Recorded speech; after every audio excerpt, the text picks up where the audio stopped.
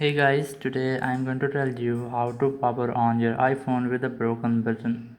If you're using any iPhone and your power button has been broken or isn't working, so let's see how can you power on your phone. So here's a simple way. You just have to plug in your charger into your phone. So in my case, I'm going to power off my phone first. Here, simply tap on this power icon or keep a long press on it until you get the power menu. Here you have to slide to power off. So I have powered off my phone. Now I am going to power it on without using the button.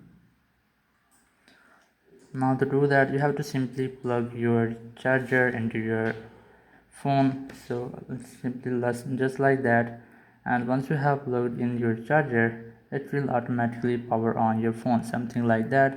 It will work on every model on your iPhone, so you just have to worry. You just have to plug in your charger and your phone will be automatically power on. So that's how you can easily power on your iPhone without using buttons. Thank you very much for watching the video. Until next video, bye bye.